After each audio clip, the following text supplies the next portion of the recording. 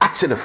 ነብይ ዘማች ዳንኤል ከባሳ ነኝ። ሰላማችሁ ረብታችሁ የተወደዳችሁ የአባተ ብሩካን በጌታ በኢየሱስ ክርስቶስ ይብዛላችሁ። አጭር ጸሎት ከኔ ጋር እንጸልይ።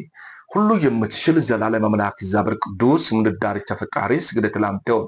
በቃል ተናገረን እንሰማለን። ተናጋሪ አንተ ብቻውን በኢየሱስም ስትል ልመናችን እስማ። አሜን። ክብር ለኢየሱስ ይሁን። ስለዚህ እግዚአብሔር ቃል አንድ ስፍራ ነባለው። ትንቢተ ኢሳይያስ ምዕራፍ 26 ከቁጥር 1 ጀምሮ ያለውን ቃል እናያለን። በኢየሱስ ክርስቶስም እንዲህ ይላል፣ በአንተ ላይ ታምናለችና በአንተ የምትደገፈውን ነፍስ ፈጽሞ በሰላም ትጠብቃታለህ። በእግዚአብሔርም ለዘላለምንም ታመን። በእግዚአብሔር ለዘላለም ታመን።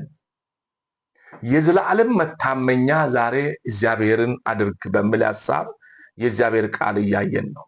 በእግዚአብሔር የታመነች ነፍስ አትጣልም፣ አትከስርም፣ አትወርቅም። ወንድሜ እህቴ ዛሬ አስብ። በእግዚአብሔር የተደገፈ በእግዚአብሔር ቃል የሚያምን ሰው እሱ በእግዚአብሔር እይታ ውስጥ ያለው ሰው ማለት ነው። ስለዚህ ለዘላለም በሱ ታመን። የዘላለም መታመኛችን ኢየሱስ ብቻ ነው። ዛሬ ያንቺ መታመኛ የኔ መታመኛ ኢየሱስ ይሁን። ሰው በብዙ ነገር ይታመናል። የሚታመነውም ተስፋ ይጠፋል።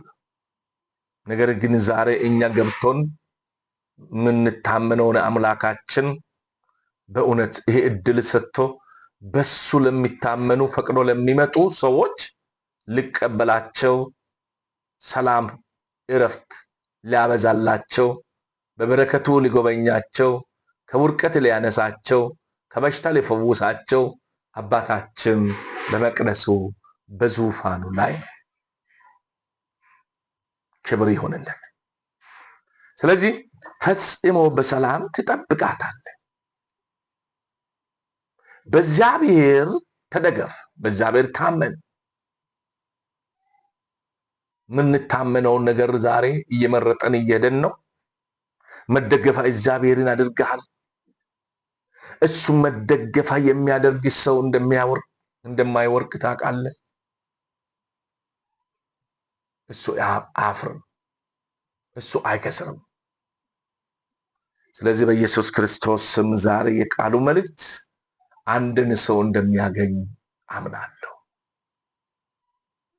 ወንድሜ እህቴ አስብበት።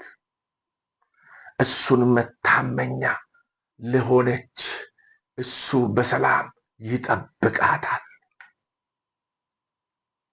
መዝሙረ ዳዊት 91 ላይ ያለው ቃል በልዑል መጠጊያ የሚኖር ሁሉንም በሚችል አምላክ ጥላ ስር ውስጥ ያድራል።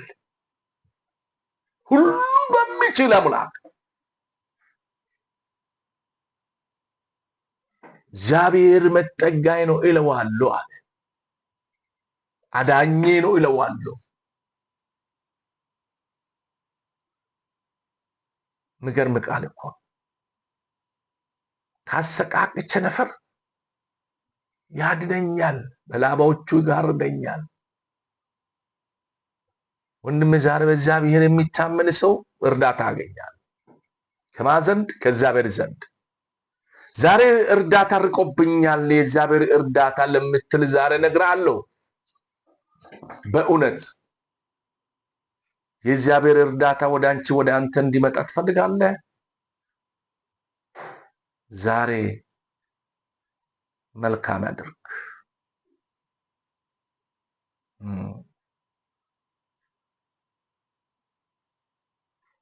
ስለዚህ ዛሬ ህይወታችን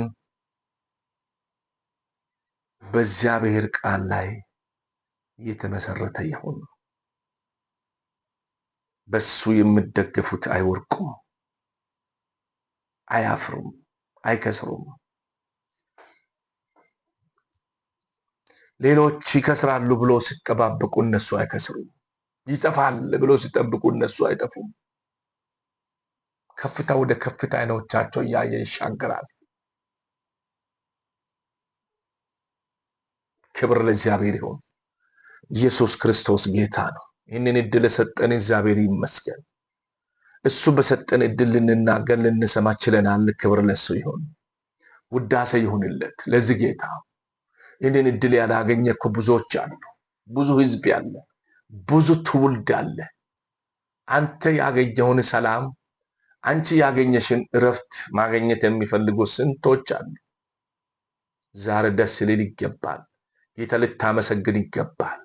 ከጨለማ ወደሚደነቅ ብርሃን እየጠራን እስራኤል ቅዱስ እግዚአብሔር እየተመሰገነ እየተባረከ ይሁን። የሰማነው ቃል ጌታ ይባርከን። አጭር ጸሎት እንጸልይ ከነጋ የምትታመሙ በእጆቻችሁ ላይ ውሃ ትይዛላችሁ። በዚህ ውሃ ላይ ልጸልይ።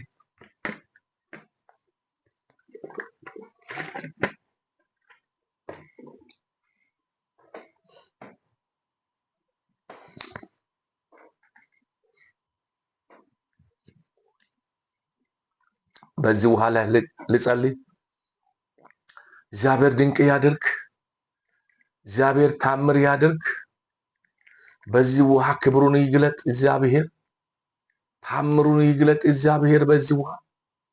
ወንድም እህቴ፣ ይህ ውሃ ዛሬ በእምነት ከያዝክ፣ በእምነት አሜን ካልክ፣ ከያዘ ደዌ ከያዘ መከራ ስቃይ ነጻ ትፈታለህ።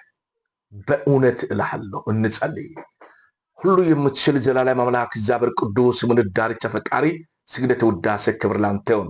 በእምነት ይህንን ውሃ በእጆቻቸው ላይ ይዞ ለህመማቸው ሲጠጡ ከያዛቸው ደዌ ነጻ ይፈቱ።